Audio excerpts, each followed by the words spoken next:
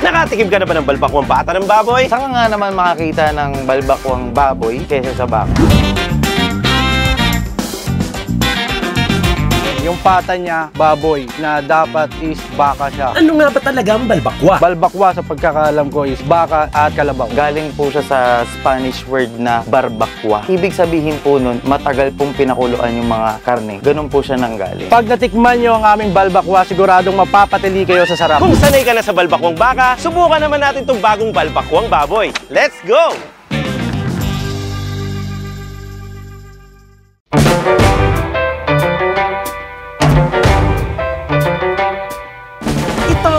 Lungsod ng Pasay, isang modernong syudad kung saan matatagpuan ang mga paliparan at ang pinakamalaking mall sa Pilipinas. At dito rin matatagpuan ang isang sikat na sabaw na karaniwan mo lang matitikman sa parting Visayas at sa Mindanao. Ito ang balbakwa.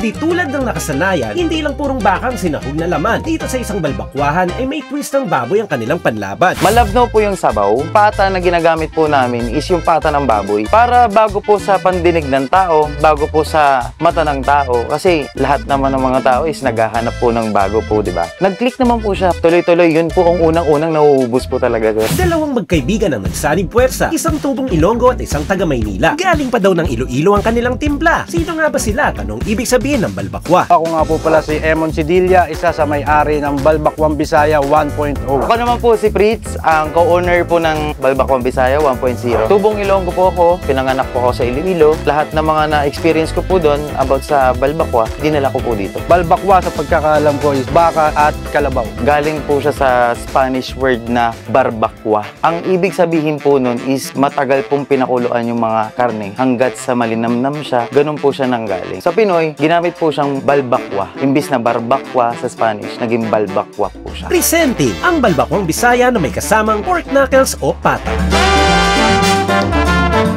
Pero bukod sa bagong twist itong baboy, ano-ano pa nga ba ang mga lamang sinasahog dito sa kanilang version ng balbakwang Bisaya? Laman ng baka, taba ng baka, balat ng kalabaw. Tapos po yung sabaw naman po, medyo maasim lang siya. Hindi naman strong na maasim. Hindi po siya masyadong kulay. Malabnaw po yung pagka-orange po niya. Ano naman ang pinagkaiba ng kanilang sabaw kumpara sa mga versions na meron ng Cebu at Mindanao? Unang-una sir, yung balbakwa ng Mindanao, originate din po siya doon. Malapot po siya, kulay orange po yung sabaw niya. Tapos ang ginagamit po ng mga parte is buntot, mukha ng baka, pata, balat. Sa Cebu naman po, para siyang napalapit sa Gotong Batangas. Kasi meron akong nakainan sa Cebu din po na hindi po siya malapot, ano po siya malabnaw. Pero yung lasa po talagang masarap po talaga. Yung nakikita ko pong ibang balbakwa is malapot yung sabaw. Dito po sa amin, malabnaw siya. Tapos yung lasa may pagkamaasim, konting anghang. Kahit hindi na po siya timplahan, pwede na. Tapos yung kulay niya po is kulay orange. Yun po yung ginagawa ni Atsuete. Malapot man o malabnaw ang sabaw, basta't makulay at tama ang lambot ng laman, siguradong papatok ang balbakwa kahit saan kanto mo yung tikman. Pero syempre, bukod sa masarap na pagkain at maayos na pwesto, pakinggan na rin natin ang isa pang secret at importanteng recipe pagdating sa pagdinegosyo. Para po kasi sa akin, sir, ang business kasi na tinatawag, hindi mo siya malalaman pag hindi mo siya sinubukan eh. Pag sinubukan mo yung isang bagay at nagkamali ka doon, dapat magpasalamat ka kasi yun yung experience na hindi mo makukuha sa iba. Doon sa pagkakamali na yun, doon ka matututo at doon ka rin babangon. Doon ka makakaisip ng mga panibagong idea. Kailangan mo muna talagang dumapa, sir,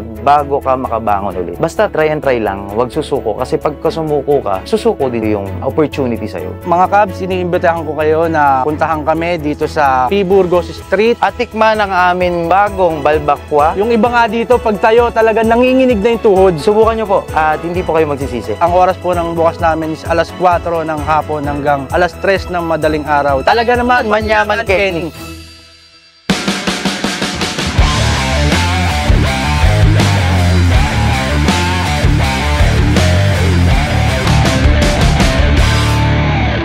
Maranta na mga Kabs! Kain na mga Kabs! At welcome dito sa Pasay City para tumikim nitong kakaibang balbakwa dahil balbakwa daw siya na baboy version at kasama natin si camera woman. Hi mga Kabs! Kala nyo si Lane Bernardo, hindi mas maganda sa akin yun. Ito na yung after nung video na kasama natin si Lane. Ito naman ngayon ay pumunta tayo ng Pasay. Sabi nga nila kasi, pata yung balbakwa dito. At saka yung pata dito is pata ng baboy. Pero meron pa rin naman baka dahil ang in-order ko dito ay balbakwang pata ng baboy pero yung sayo, balbakwang overload version naman nila. Taba taba, balat, tsaka diaphragm. Ibig sabihin, marami siyang sahog. Tingnan nyo yung sabaw malabnaw. Medyo ma-orange-orange, hindi kulay na kulay. Sabay tayo. Cheers! Cheers!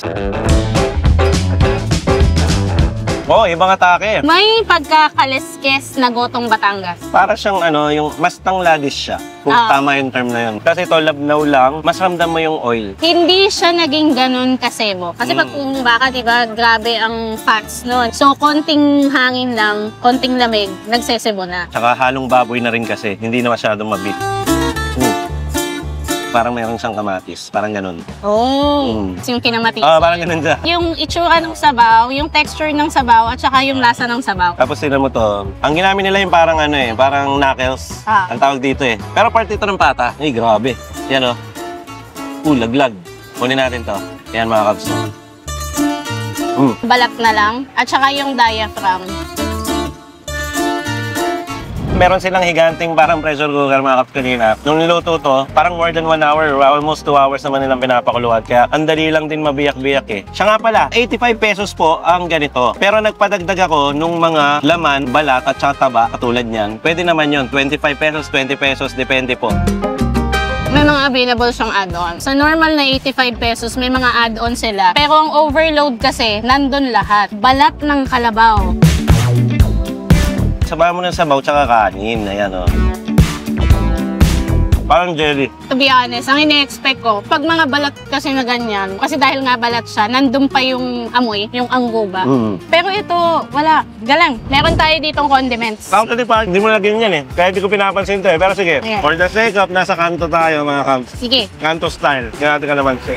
Pero, disclaimer lang, pwede namang hindi mo nalagyan mga kabs. Promise. Malakasan na siya. May something sa dahon ng sibuyas na nag-a-add siya ng flavor sa sabaw. Yung crunch ng... Yung aroma, napaka-importante nung aroma. Yung aroma, hindi nagdadagdag ng lasa, pero yung bango kasi. Saka yung napakadali niyang kainin.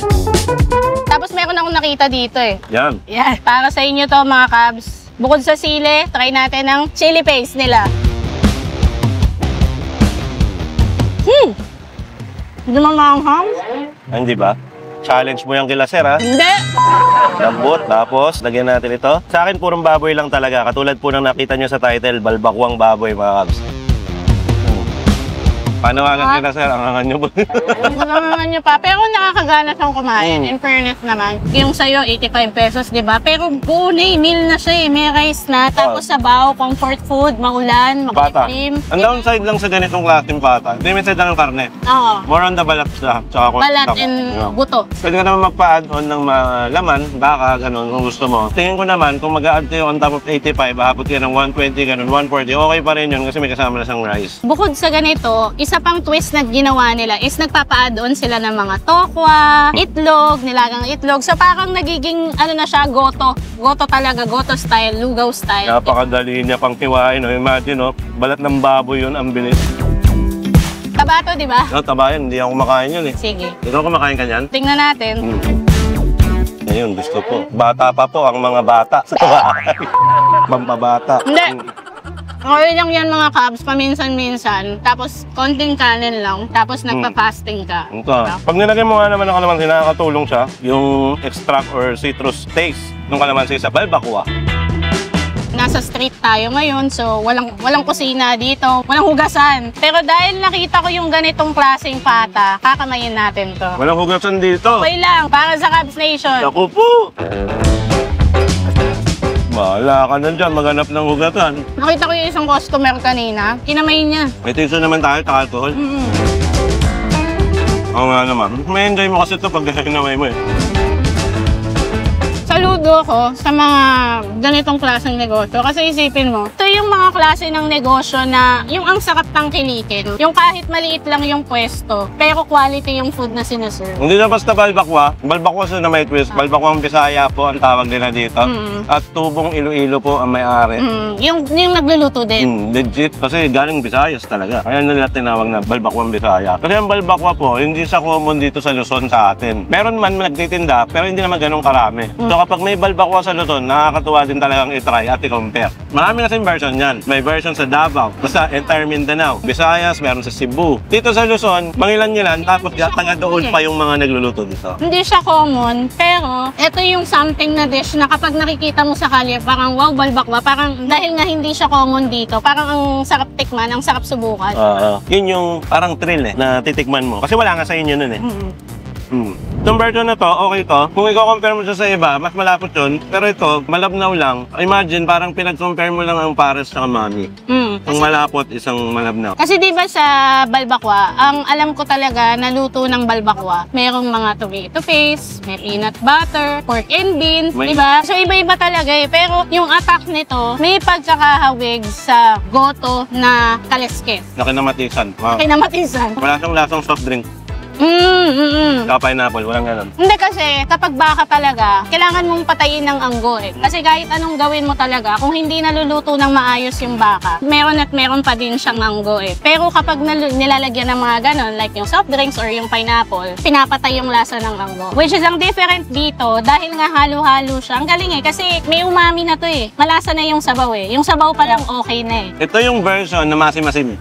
Masim-masim. Parang may pampasim. Parang may pampasim. Malapit-lapit siya sa sinanglaw, kaya lang kinulayan. Wala na? Halo-halo. Grabe. Wala nang laman? Wala na. Bibigyan kita kasi kumuha akong baka kanina. Ayan. Yan. Sa'yo na yung pata. Yun nga, yung sabi ko nga, kung kukuha kayo na pata lang, dagdagan nyo na kasi yung pata, syempre, ang expect mo doon, yung balat lang kahit yung laman, di ba? At saka yung ano nga niya, yung quality ng meat, hindi ko ma-explain eh. Pero basta puntahan nyo na lang. Gusto kong pasalamatan yung researcher namin sa Akas TV. And thank you kay Thank you. Kapag Ron. Chapud. Kapag sama sa amin dito. P-Burgos Street to sa Pasay City, mga kabs. Bago lang sila, mag-isang buwan pa lang. Sinubukan lang nila at mukhang okay naman daw kaya nagtutuloy-tuloy pa rin. Ang balbakwa, katulad nga sinabi ko, napakadalang niyan. Bakit hindi mo pa i-try? Kesa pumunta ka pa sa Visayas, pumunta ka pa sa Mindanao, punta ka na lang ng Pasay. Etong verdict ko dito, madali siyang ubusin. Yun nga, yung lasa niya, parang pinagsanip-sanip persa mo yung mga sinanglaw, yung mga goto, yung mga kinamatisan. So meron siyang asim, fruity flavor. Meron siyang linamnam, parang may kamatis pa na flavor. Sipin mo, baka, baboy, kalabaw, in one. In one dish, di ba? Parang ano, lahat matitikman mo eh. Doon pa lang, doon sa overload lang mura lang. Bira naman kasi ito, itutumba yung isang... Wala na, gusto mo ba? Hindi, okay na ako eh. Buto na lang to. Sabi ko kasi sa mga Cubs, wag masyado magkakanin. So sinunod ko lang yung payo ko, pero inubos ko lahat. Taba, laman, balat. Galing, oo nga. Na-realize ko, ang bilis yung ubusin, no? Ayun na naman. Nag-enjoy kami. Nag-enjoy ako. Okay, napilit. Pasensya na kayo sa Part lang natin dito. Balbakwa Bisaya 1.0. Oh, 1.0. Kaya daw may 1.0, store number 1. Who knows, baka magkaroon ng 2.0. Oo. Tahan din natin yan, pero kakain lang tayo para mag-enjoy. Ng video. Gustuhin ko man magkwento pa. Wala na akong kakainin, mga Cubs. Order na lang ulit kami for takeout. Siya rin, wala na. Okay to mga Cubs, subukan nyo. Actually, Malinamnam. Etong ano nila, hindi masyado maanghang pero parang pang siomay. Sarap! Perfect siya. para sa akin, para sa presyo niya, pwede. Ang galing talaga ng mga Ilonggo si Sir, di ba? Ang galing ng mga Ilonggo. Actually, sa mga Isa sa mga yung food ng Ilonggo. Parang gastronomic city sa Pilipinas ang Ilonggo. Kaya two times na po kami pumunta nun. Talagang nag-enjoy kami. Totoo. On and off camera. Na-enjoy namin. Kasi nga, Ilonggo yung nagluto. Bisaya ang nagluto. So, okay. Bago mo tapusin yung video, gusto ko lang i-shoutout si Ted Canlas David kasi nagpapa-shoutout siya, nag-message siya sa akin. Shoutout po sa Batit. Shoutout, Ted Canlas David. Nasa man ngayon, bye-bye. Ay na rin kay Darla. Ayun, so siguro, kahit nyo naman, hanggang dito na lang ito. Kasi wala na kaming makain. Kaya yung patatagalin to, mga kapatid, maraming salamat again sa lagi ninyong pag-abang sa mga ina-upload namin na episode. Thank you, na-appreciate namin ang mga comment ninyo. Gusto lang namin malaman ninyo na binabasa namin lahat doon. Wala na bang hindi nababasa doon? Hindi man kami nagko-comment, pero natutuwa kami na natutuwa kayo sa pinapanood nyo at sa mga gawa ni Cubs Check. Sa lahat nag-edit nun, pagiging creative, mahirap yun. Mahirap. Sige, outro na tayo. Mahirap yun, pero... OT na, OT. Ingat po kayo palagi at sabayan nyo lang kaming kumain palagi. Kapag nagugutom kayo, subuksan nyo yung TV nyo tapos sabay tayong kumain. Yes. Hanggang dito na lang. Ako po, si Cubs Check. At ako naman si... camera woman. Oy! Nakalimutan niya kung sino siya. Ganun ba katindi itong balbakwa? Sana si Lane Bernardo, pero malayong malayo eh. Shoutout sa'yo, Lane Bernardo. Nakaka... Ang bago kong BFF. Lane Bernardo, shoutout. Pero ito, tignan nyo, makakalimutan nyo ang pangalan nyo. Manginginig ang tuhod nyo. At mapapa... Ah! Pili ka! Sasarap! Cheers muna tayo. Cheers! Ako na. Ay, binitaw ko na ba? Hindi pa. Ang dami nakakalimutan po sa ito. Nakaubos na ng pagkain. No? Kasi akala ko talaga. Sige na, sige. Ayan na, dumarating na yung ambulansya. Pero kahit na naririnig nyo yan, ito po ang Team Plus TV na lagi masasabi at magpapaalala sa inyo. Tawag nyo kakalimutan at lagi nyo ang tatandaan. Cheers Uminom tayo. ng tubig na hindi malamig para hindi magstay ang taba. Grabe yun. Ang dami po naming nakalimutan. Pero ito, hindi ko makakalimutan na talaga namang literal na manyaman. Kenny! Bye. Peace out. Bye-bye. Thank you mga... Solid. Promise, nakalimutan ko talaga. Akala ko kung ano na. Taob na natin yan. Ang galing. Thank you sa Thank you. Balbakwa Bisaya 1.0. Ay, maraming salamat kila Thank you, sir. sir. Siya magbibigay ng time. At saka, siguro ang magtatakip nito, baka pag nandito si Chow din ang magtatara. Chapud, pakitakip na. Chow Food Bro! 안아주겠니